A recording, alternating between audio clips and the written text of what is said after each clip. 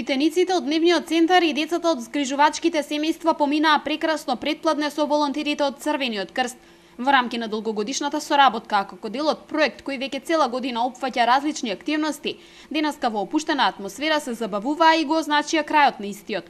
Од Дневниот центар велат дека за децата овие активности се повеќе од добре дојдени. Ова беше завршен дел од проектот кој што го организираме заедно со Црвениот крст. Проектот носи наслов подобрување на социјализацијата кај лицата со посебни потреби. Како што спомнав, ова беше завршна манифестација, така да наречам, или журка. Правевме така популарно речена журка, забава.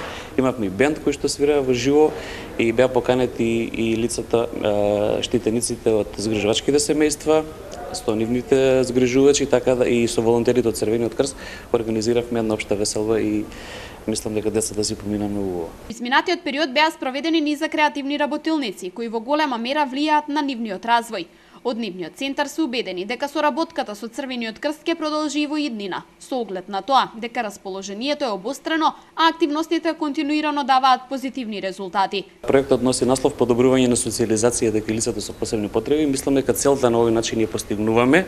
Има уште многу нели што да се прави, меѓутоа со еден ваков вид на така да го наречам дружење, во секој случај влијае позитивно, како за децата, така и за нивното прифаќање од страна на останатите луѓе, останатите делови од општеството, така да ги наречам.